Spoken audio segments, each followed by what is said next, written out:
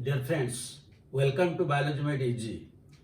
Today we are going to discuss population attributes. But first we have to understand what is a population. A group of individuals of the same species inhabiting in a particular area is known as population. In a population, there may be hundreds of individuals and they share the resources, they compete for the resources, but in the same, they belong to same species and the same area. Rather, we can tell that a group of individuals which are interbreeding is known as population.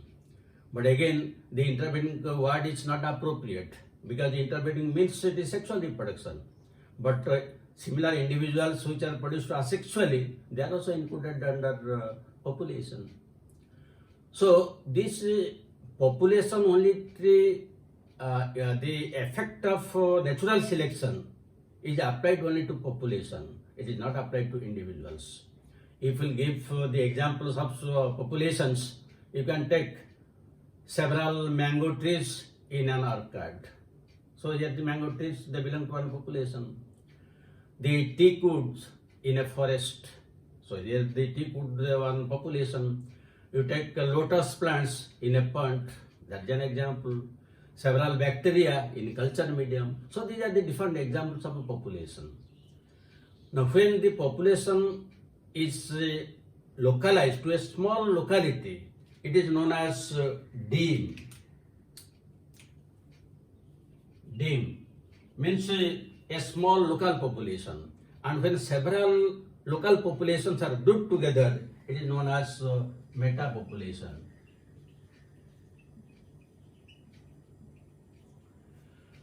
Now the population has several attributes, means several characters, and we'll discuss one by one. So the first attribute or character that we'll discuss is birth and death rate. When we consider an individual, we can tell that this is the birth date or this is the death rate. That means on a particular date that a particular person is born. That means birth and death. But when we consider the population, we have to use the word birth rate, death rate, because it is to be calculated per unit. This is the difference between one individual and a population. So first thing that we discuss is birth rate. So what is birth rate? The number of individuals produced in a population in a unit time. This is birth rate. But this birth rate, again, it may be maximum or it may be minimum. Under what conditions? Suppose we will provide all good conditions. That means this is, in this case, this is known as potential natality. Potential natality. Because birth rate is known as natality. So potential natality. So potential natality is always maximum. Because here everything good nutrition, good resources, good health, everything is provided in a better way. So naturally the rate of production will be higher. So that is known as a potential natality, or that is also known as a maximum natality. But if we leave the organisms in the ecological conditions, in the normal conditions, so that is known as ecological or realized natality, and this is always minimum. That means if we will provide all better conditions, the birth rate will be more, that is known as potential natality. And if we will leave the organism in the normal condition, that is known as ecological or realized natality, and that is always minimum. Now let us give one example. Suppose in a pond there are 20 flowers, and after 1 year the number of flowers increased to 28 after 1 year. So what is the birth rate? So here, what is the increase? 8. So 8 by 20. So 8 by 20 it is coming to 0.4. That means it's 0.4. The birth rate is 0.4 per year. So this is the birth rate. That means you have to divide the number of individuals that is increased to the total by the total number, and that is for year. Then come to the second one. The second one is death rate, or that is known as mortality.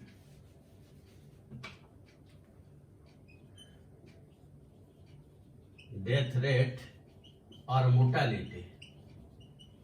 So here again, the number of individuals in a population that die in a particular period, that is known as death rate. So here the death rate again, it may be potential mortality or realized mortality. So let us take the case of potential natality.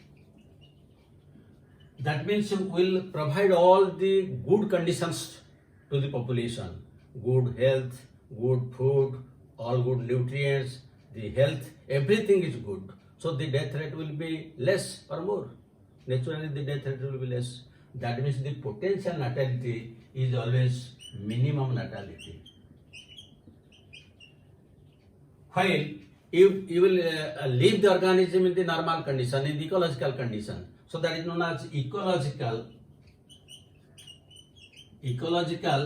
or realized natality, and this will be always maximum, because food, resources, the health, other things are just normal, nothing is provided to them.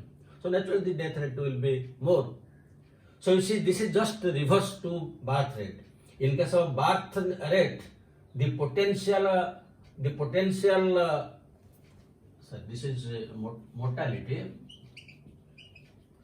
In case of birth, the potential natality was maximum, but here you see in case of death, the potential mortality is minimum. And similarly, this is just reverse. Because when you are providing all better conditions, the birth will increase, but death will decrease, and vice versa in case of the natural conditions.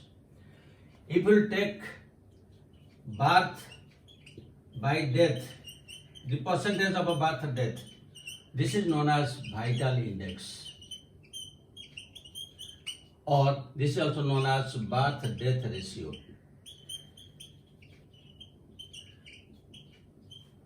So these are the two characters or two attributes.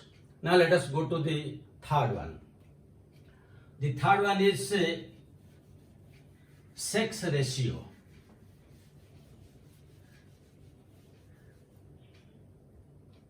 Third one, sex ratio. For an individual, we can tell that the individual is either male or female. But when we will take a population, we cannot call a population either male or female. Here we have to tell that from this population, this number is male, this number is female.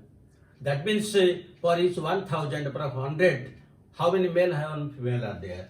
Suppose it is only 60 is to 40, 60 male and 40 female, or it may be 55 or 50, like that. We have to give it in form of a ratio.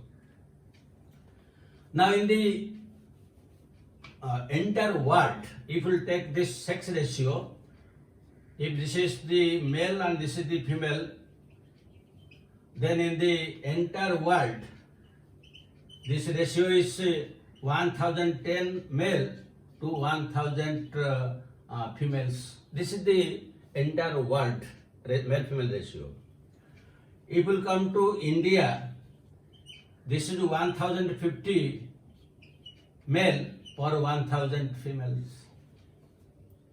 Now, where the ratio is highest and lowest, if we will go to Qatar, here 2870 males for 1000 females. This is the maximum ratio. That means for 1000 females, 2870 males are there. That means there is a shortage of females in that country. While you come to the reverse one, the reverse one is found in case of Nepal. in Nepal you will get 845 males per 1000 females. That means again this is the lowest ratio.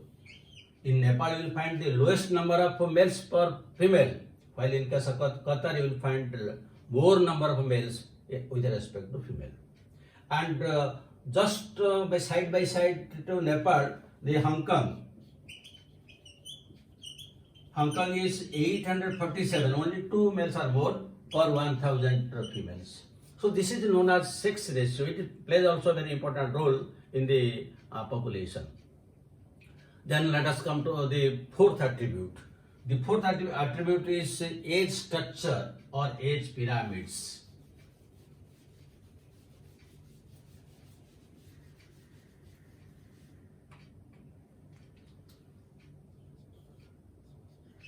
Age pyramids. Now what is pyramid? Pyramids means it is a graphic structure. And how this pyramid is constructed? The population of a particular species has different categories of individuals. Those which are small offsprings having a less number of age, they are coming under pre-reproductive. And the adult ones, they are coming as reproductive stage. And those which are quite aged, they are coming under post-reproductive the age. Suppose you take the case of human being. In human being, usually less than 18 years is considered to be pre-reproductive. And from 18 years to nearly 45 years in case of female when there is menopause, and in case of men it may be 55 or 60, that is known as reproductive stage. And above 55 or 60, that is post-reproductive stage. So if we will take this criteria and will construct different types of pyramids, how it looks like, let us discuss. Now suppose in one case, this is the number of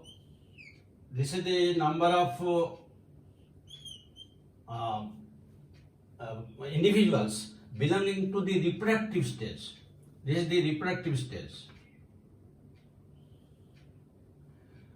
Now, the reproductive capacity, the potentiality of reproduction is more, so that they will produce more number of offsprings. So in that case, suppose this number reproductive is suppose it is 1000, and their reproductive capacity is more.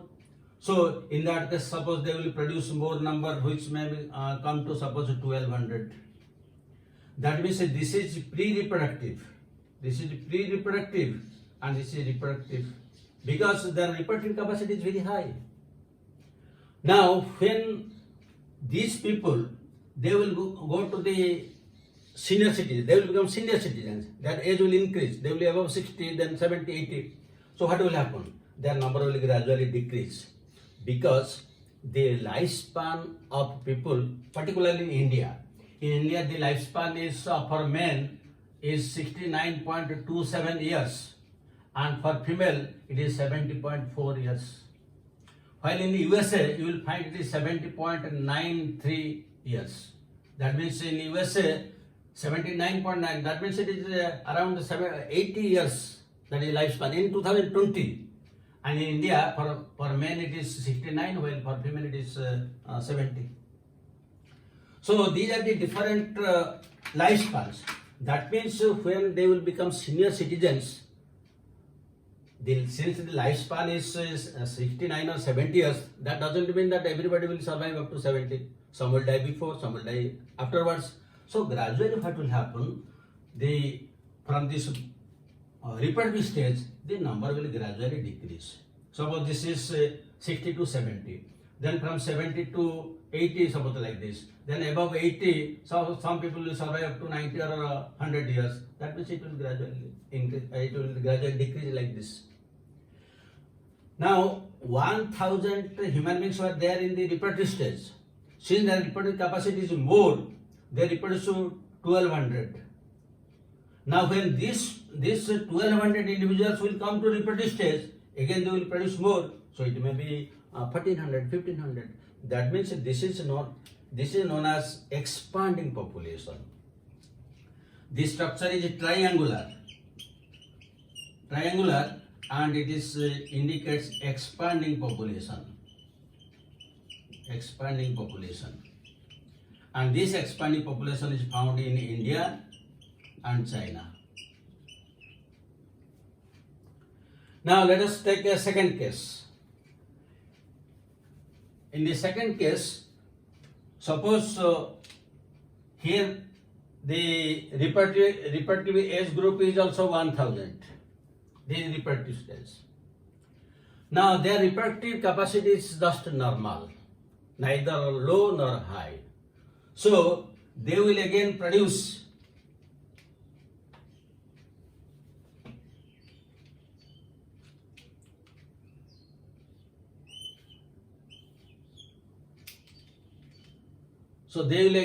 only 1000. That means the reproductive age group number was 1000, and they produced also 1000. This is 1000, this is also 1000. That means their reproductive capacity neither high nor low. But when the case of post-reproductive stage comes, the lifespan is same, but all the people not die at the same time. So gradually, again we will find a different ranges. Again you will find that the number slightly decreases when between 60 to 70 years, then 70 to 80 years, then 80 to 90 or 100 years, like this. So while this gives a triangular structure, this almost gives a bell-shaped structure like this. And the base is same. Only the upper part is like this. So this is known as bell-shaped curve or bell-shaped pyramid, and it indicates that the population is stable. That means it is neither increasing nor decreasing. And the example is, one is Mexico, the other is Austria. So in Mexico and Austria, the number almost constant, neither increasing nor decreasing. So this is a stable population, and this is the most ideal population, a pyramid. That means the population neither increasing nor decreasing. If it decrease, it is dangerous, and it will expand like India and China, it is also dangerous. So let us discuss the third type.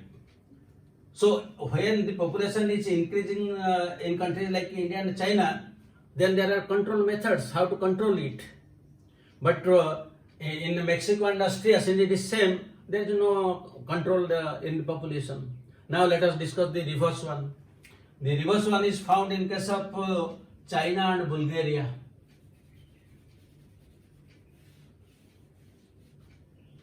So suppose here the population is again, the reproductive stage is again 1000. This is the reproductive stage, and suppose it is 1000.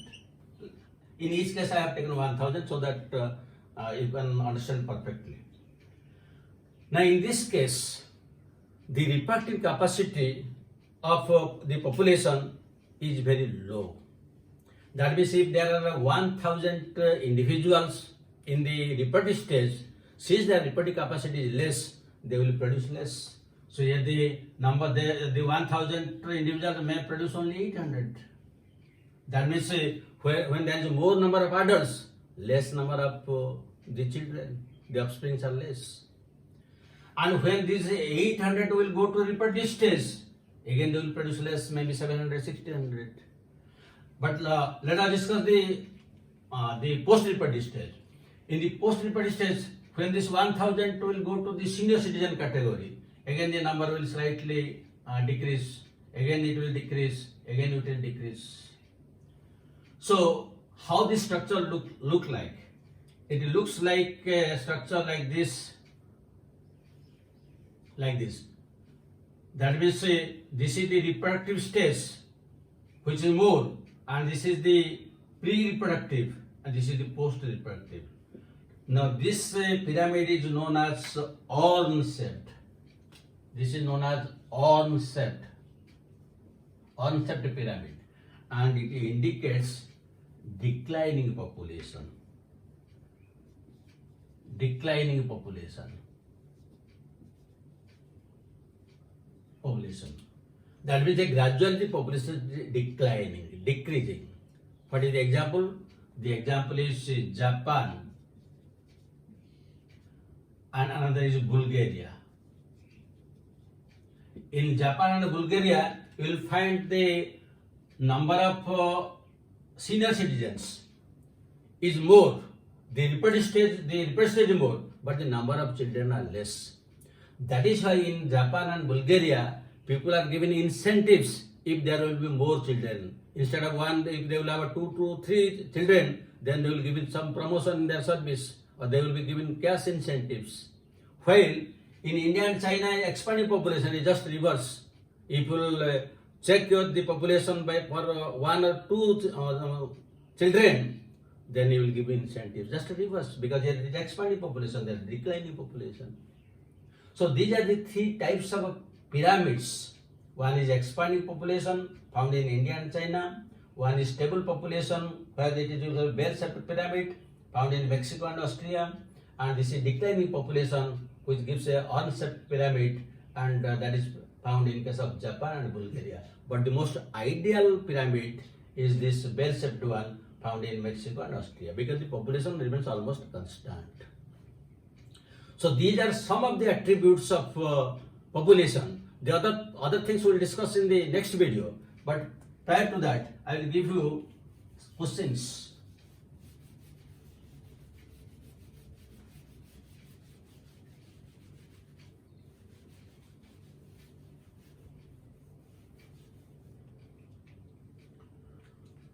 So the first question: in a population of 200 plants, 10 died after a month. What is the death rate? So A choice 0.1, B choice 0.5, C choice 0.05, and D choice 1. Question number 2. In an orchard, there are 1,000 individuals belonging to 5 species. 1,000 individuals belong to 5 species. It is A choice organism, B choice population, C choice community, D choice ecosystem. So these are the type of questions which are usually asked in NEET and all other similar type of examinations. I hope you have understood it perfectly. Let us now take a break for hot coffee. Then again we will return back. Till that, you just enjoy.